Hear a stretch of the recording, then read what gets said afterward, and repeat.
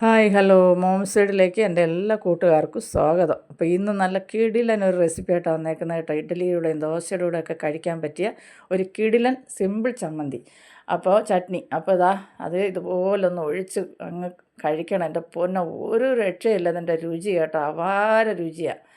അപ്പോൾ അതിന് വേണ്ടുന്ന സാധനങ്ങളെല്ലാം ഞാനിവിടെ എടുത്തു വെച്ചിട്ടുണ്ട്. അപ്പോൾ നമുക്ക് വീഡിയോയിലോട്ട് പോയാലോ?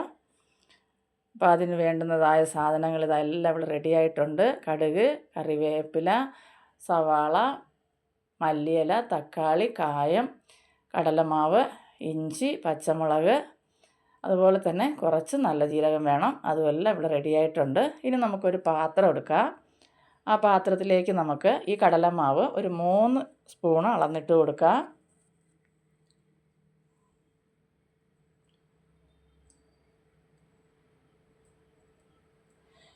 ഇനി ഇതിലേക്ക് നമുക്ക് ഒരു 1/4 ടീസ്പൂണ് കായം ചേർത്ത് കൊടുക്കാം.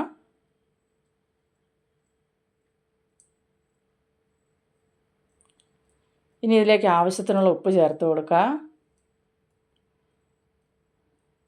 അപ്പോൾ നിങ്ങൾ വീഡിയോ കണ്ടുകൊണ്ടിരിക്കുമ്പോൾ ഇഷ്ടപ്പെടുകയാണെങ്കിൽ ഒന്ന് ലൈക്ക് ചെയ്തിട്ട് കാണുക. പ്രിയപ്പെട്ടവർക്കെല്ലാം ഒന്ന് ഷെയർ ചെയ്ത് കൊടുത്ത് എന്നെ സപ്പോർട്ട് ചെയ്യുക.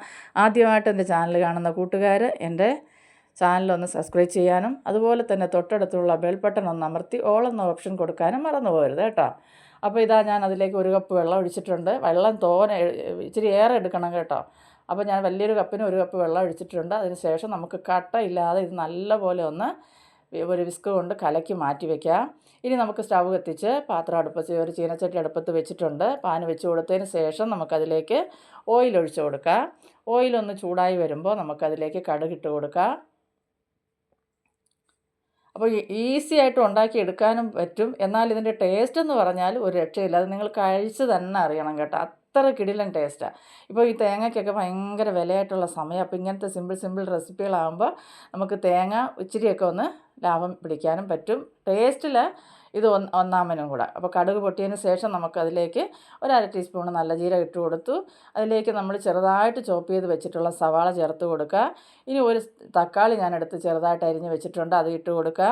അതിൻ്റെ കൂടെ തന്നെ നമുക്ക് 2-3 പച്ചമുളക് എടുത്തിട്ടുണ്ട്, അത് ചേർത്ത് കൊടുക്കുക. ഇനി ഇതിലേക്ക് നമുക്ക് വേണ്ടതെന്ന് പറഞ്ഞാൽ കുറച്ച് ഇഞ്ചി ചെറുതായിട്ട് ഞാൻ അരിഞ്ഞ് വെച്ചിട്ടുണ്ട്, അതും കൂടെ നമുക്കിതിലേക്ക് ചേർത്ത് കൊടുക്കാം.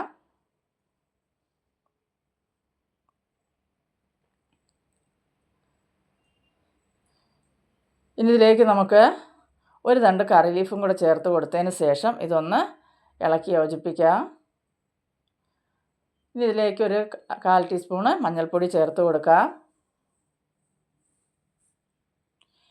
ഇത് ഒരുപാട് വഴന്നൊന്നും വരണ്ട. ഇതുപോലെ ഒന്ന് ആയതിനു ശേഷം നമുക്കിതിലേക്ക് നമ്മൾ കലക്കി വെച്ചിരിക്കുന്നതായ കടലമാവിൻ്റെ കൂട്ടില്ലേ, അത് ഇതിലേക്ക് ഒഴിച്ചു കൊടുക്കുക. ഇനി അതേ അളവിൽ തന്നെ വീണ്ടും നമുക്ക് വെള്ളവും കൂടെ ചേർത്ത് കൊടുക്കണം കേട്ടോ. വെള്ളം ഇച്ചിരി കൂടുതലായിട്ട് വേണം വെക്കാൻ. അപ്പോൾ അതേ അളവിൽ തന്നെ ഞാൻ വീണ്ടും വെള്ളം എടുക്കുന്നുണ്ട്. ഇതിലേക്ക് ഒഴിച്ച് നമുക്കൊന്ന് ഇളക്കി കൊടുക്കാം. അപ്പോൾ ഇത് എന്തായാലും ഒരിക്കലെങ്കിലും നിങ്ങളൊന്ന് ട്രൈ ചെയ്ത് നോക്കണം കേട്ടോ. ഇപ്പോൾ അതേ അളവിലുള്ള വെള്ളം എടുത്തിട്ടുണ്ട്, അത് ഒഴിച്ച് കൊടുത്തു. ഇനി നല്ലപോലെ ഒന്ന് മിക്സാക്കി ഈ സമയം തീ സിമ്മിലായിട്ടിടുക. ഇട്ട് നമുക്കൊന്ന് നല്ലപോലെ ഒന്ന് കുറുക്കിയെടുക്കണം. ഒന്ന് ഇതായി കഴിയുമ്പോൾ ഉപ്പൊക്കെ നോക്കാം. ആവശ്യമുണ്ടെങ്കിൽ ഉപ്പൊക്കെ നമുക്ക് ഈ സമയം ഒന്ന് ചേർത്ത് കൊടുക്കാം കേട്ടോ. ഇപ്പോൾ തന്നെ കാണാമല്ലോ നിങ്ങൾക്ക്, ഇത് കുറുകി വരുന്നുണ്ട്. ഇനി ഇതിലേക്ക് ഒരു 1/4 ടീസ്പൂൺ കായപ്പൊടി കൂടെ നമുക്ക് ചേർത്ത് കൊടുക്കാം. അപ്പോൾ നേരത്തെ ഞാൻ കായപ്പൊടി ഇട്ടിട്ടുണ്ടായിരുന്നു. ആദ്യം നമ്മൾ 1/4 ടീസ്പൂൺ ഇട്ടാൽ മതി, പിന്നീട് ഒരു 1/4 ടീസ്പൂൺ, അപ്പോൾ മൊത്തം 1/2 ടീസ്പൂൺ മതിയാവും. ഇനി ഇതിലേക്ക് ഒരു 1/2 ടീസ്പൂൺ ഗരം മസാല നമ്മൾ വീട്ടിൽ പൊടിച്ചെടുത്തതും കൂടെ ചേർത്ത് കൊടുത്തതിന് ശേഷം നല്ലതുപോലെ ഒന്ന് ഇളക്കി യോജിപ്പിച്ച് കൊടുക്കാം. നല്ല മണമാണ് കേട്ടോ. ഇതിങ്ങനെ വരുന്ന സമയത്തുണ്ടല്ലോ, നല്ല മണമാണ്.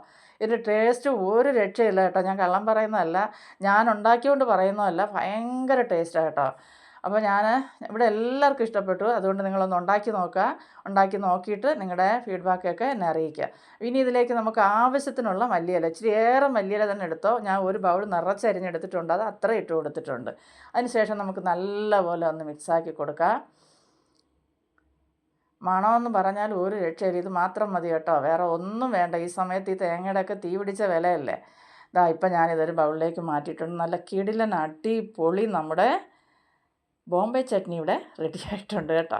അപ്പോൾ അടുത്തൊരു വീഡിയോ ആയിട്ട് നിങ്ങളെ കാണുന്നത് വരെ എൻ്റെ എല്ലാ കൂട്ടുകാർക്കും ബായ്.